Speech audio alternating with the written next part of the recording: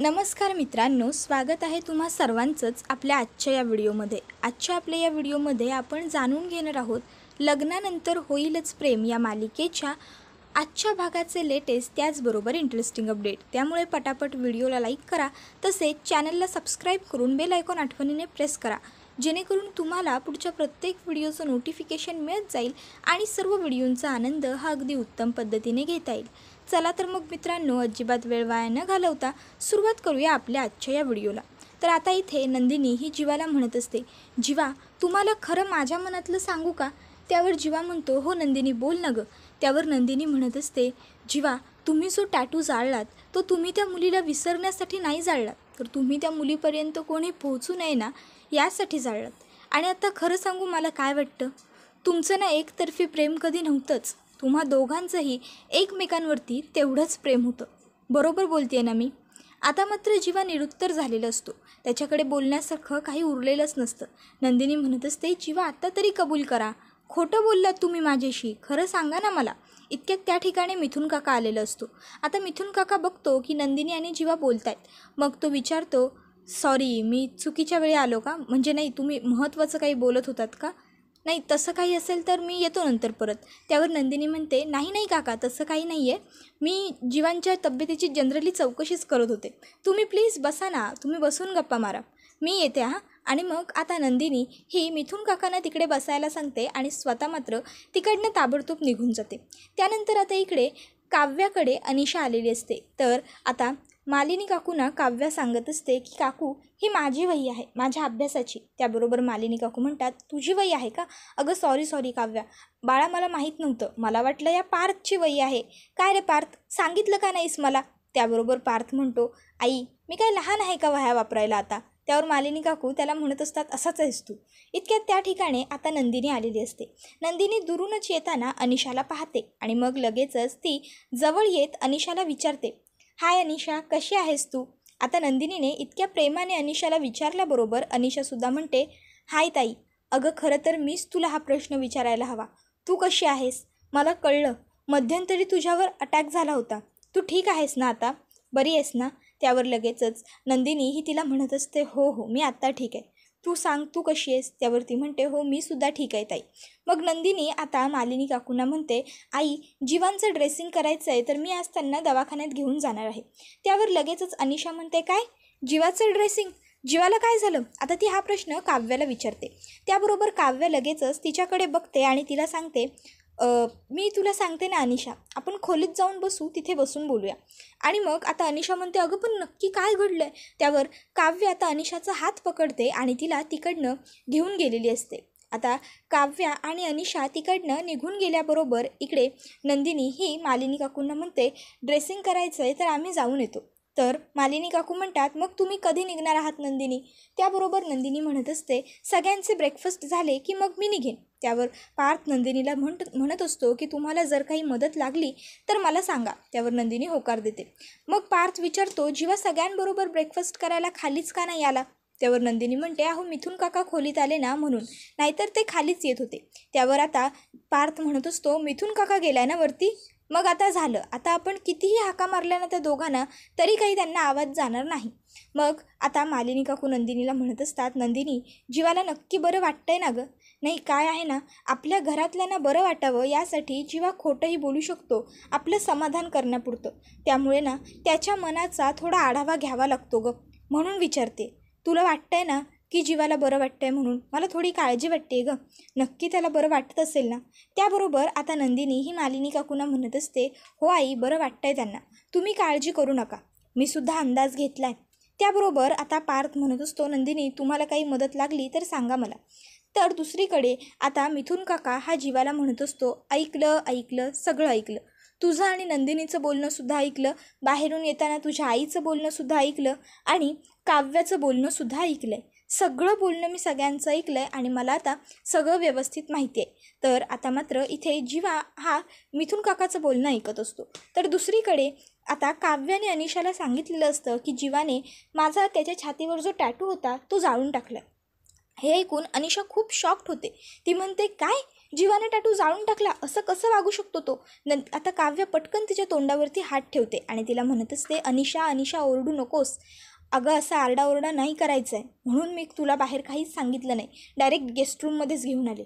काय करतेस तू? असा बाजार नको करूस. हे बघ. त्याबरोबर लगेचच अनिशा म्हणते, अगं पण हे सगळं जीवाने का केलं? अगं जीवाने काय फक्त तो टॅटू नाही जाळलेला, त्याने तुमच्या प्रेमाचं प्रतीक जाळलं आहे. कळतंय का तुला काव्या काय वागलाय तो ते? तू सगळ्यांना खरं त्यावेळेस का नाही सांगून टाकलंस? त्याबरोबर काव्या म्हणत असते, काहीच उपयोग नाही आहे आता अनिशा सगळ्यांना खरं सांगण्याचा. अगं जो जीवा पूर्वी मला बघण्यासाठी जीव त्याचा कासावीस व्हायचा, जीवाचा आटापिटा करायचा, आता त्याच जीवाला काहीच फरक पडत नाही. मी त्याच्या समोर असले काय नसले काय तो साधी माझ्याकडे नजर वर करून सुद्धा बघत नाही गं. अगं जो जीवा त्याला मला एक दिवस पाहता आलं नव्हतं म्हणून आपल्या क्लासरूममध्ये पिऊन बनून आला होता, तोच जीवा आता माझ्याकडे साधं बघतही नाही. मग आता काय उपयोग या सर्व गोष्टींचा? सांग ना अनिशा.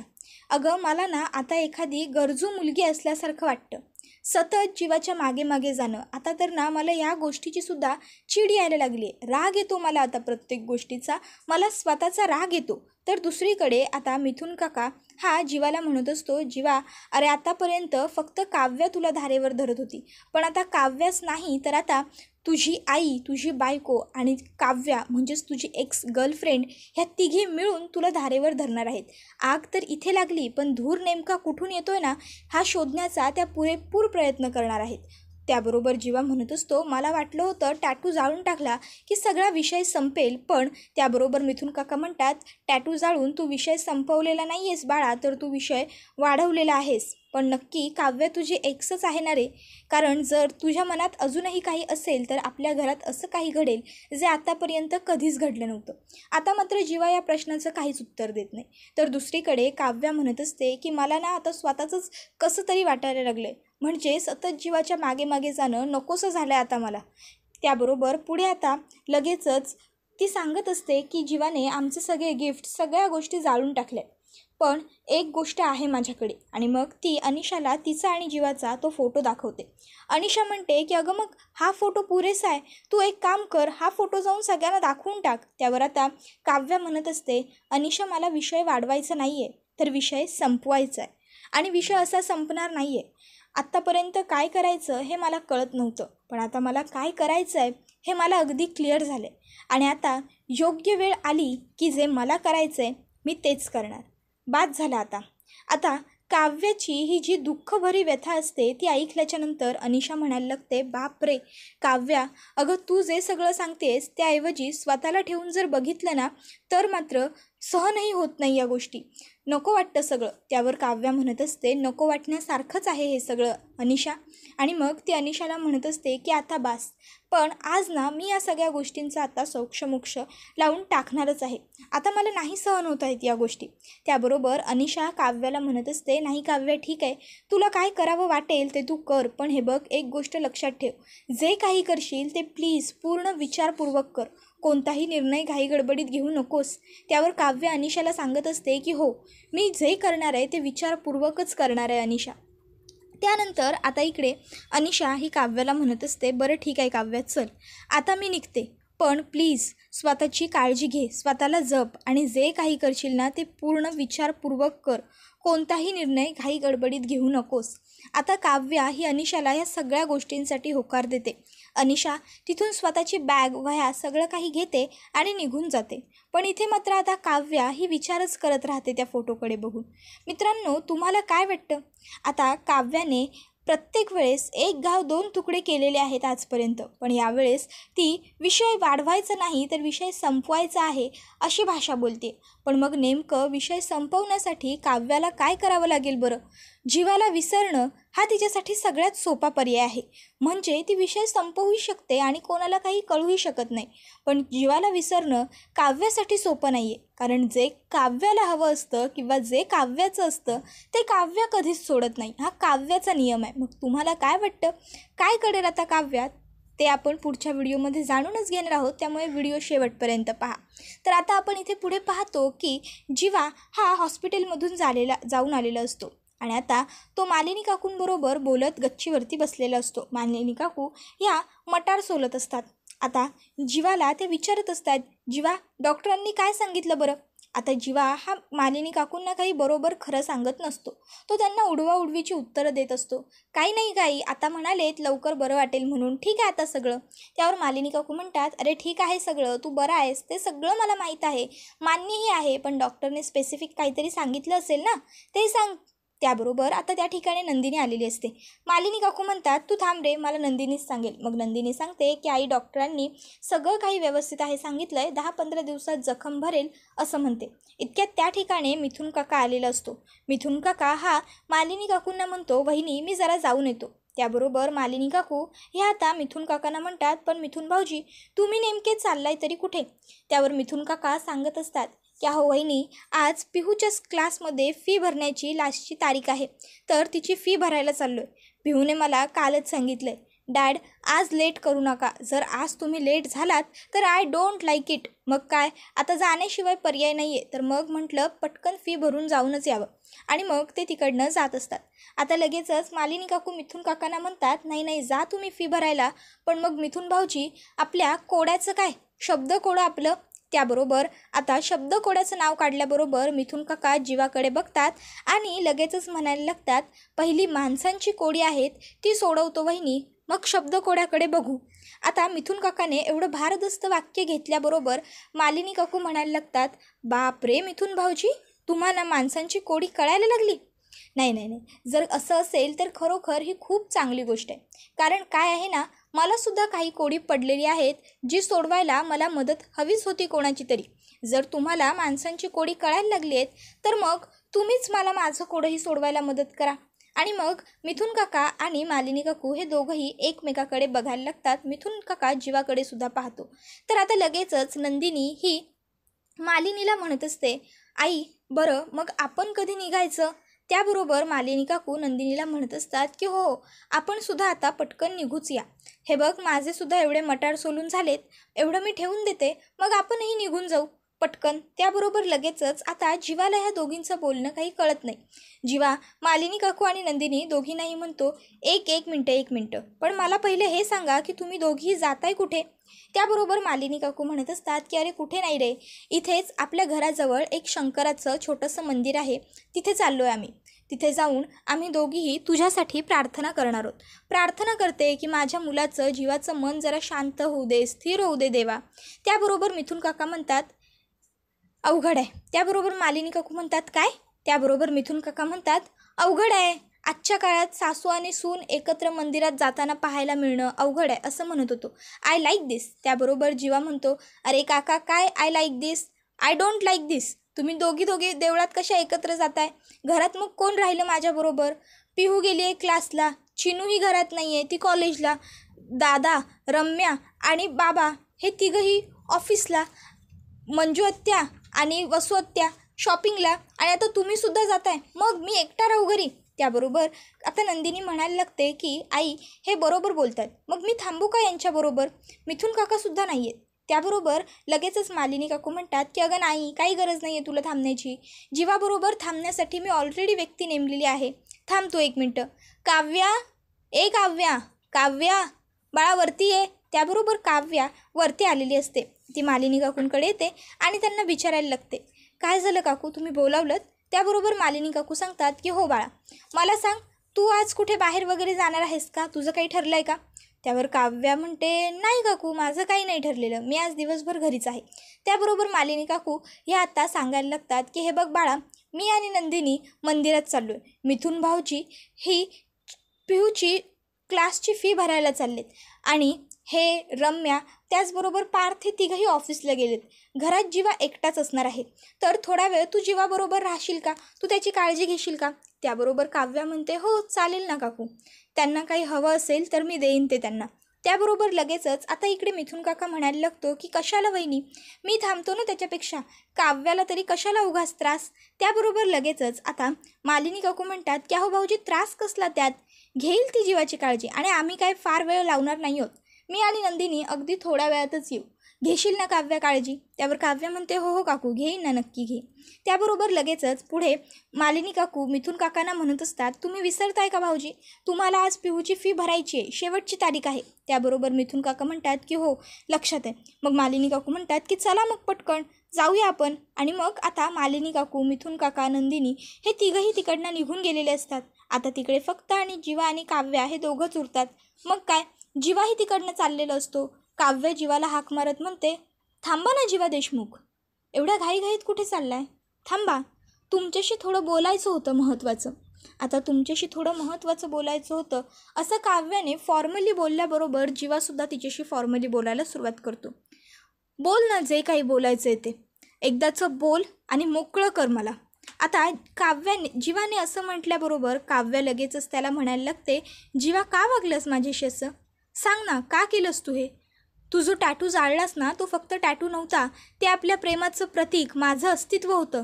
तू माझं अस्तित्व जाळलंयस जीवा, तो टॅटू जाळून. कळतंय तुला? खूप प्रेम होतं रे माझं तुझ्यावर. आहे, तुला मिळवण्यासाठी ना मी काही करू शकत होते.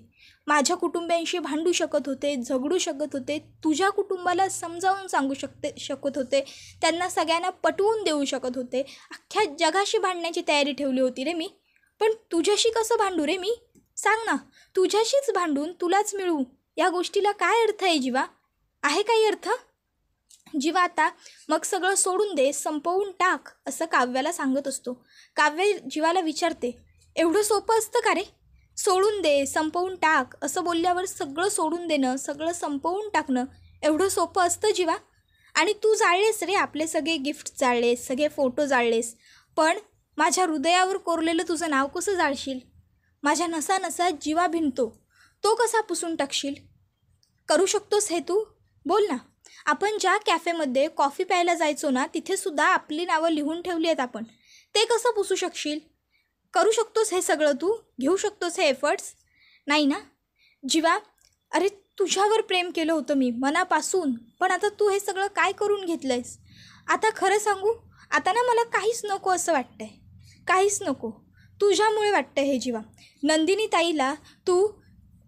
नंदिनी मोहितेपासून नंदिनी जीवा देशमुख बनवायला जी मेहनत केलीस ना, जे कष्ट दाखवलीस ना, जी हिंमत दाखवलीस ना, त्यातली अर्धी निम्म हिंमत जरी तू हे दाखवायला एफर्ट्स दिले असतेस ना, की आपलं दोघांचं एकमेकांवर प्रेम आहे, तरी खूप झाले असते रे. त्याबरोबर आता पुढे जीवा म्हणत असतो, काव्या, मी विचार न करता तू पार्थबरोबर लग्न का केलंस या गोष्टींचा डायरेक्ट नंदिनीबरोबर लग्न करून टाकलं.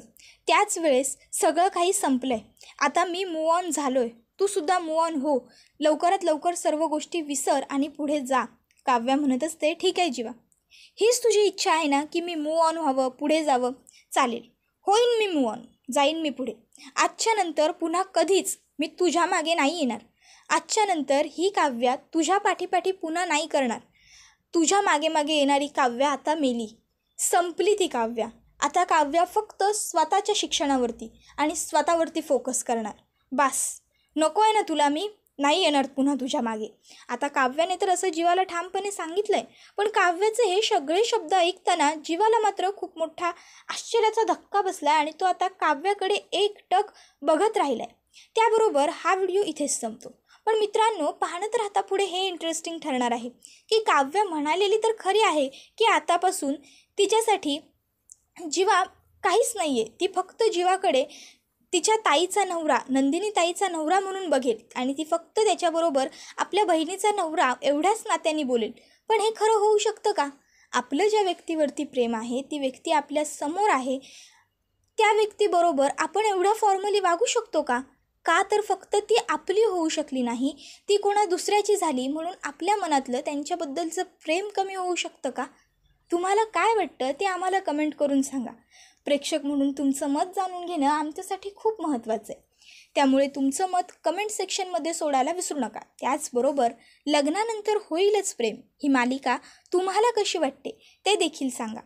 पुढच्या प्रत्येक व्हिडिओचं अपडेट घेण्यासाठी आपल्या चॅनलला सबस्क्राईब करून बेल आयकॉन प्रेस करा, जेणेकरून तुम्हाला पुढच्या प्रत्येक व्हिडिओचं नोटिफिकेशन मिळत जाईल आणि सर्व व्हिडिओंचा आनंद हा अगदी उत्तम पद्धतीने घेता येईल. मित्रांनो, व्हिडिओला लाईक करा, चॅनलला सबस्क्राईब करा, बेल आयकॉन प्रेस करा आणि आपला हा व्हिडिओ तुमच्या जास्तीत जास्त कुटुंबियांबरोबर तसेच मित्रपरिवारांबरोबर सुद्धा नक्की शेअर करा, जेणेकरून त्यांनासुद्धा आपल्या अशाच उत्तम व्हिडिओंचा आनंद घेता आला पाहिजे. हा व्हिडिओ तर आता इथेच संपतो. अजिबात वेळ वाया न घालवता आजच्या पुरतं आपण इथंच थांबू. पुढचा व्हिडिओ येईपर्यंत टाटा, बाय बाय, धन्यवाद, टेक केअर. या व्हिडिओचा छान पद्धतीने आनंद घेत राहा. धन्यवाद.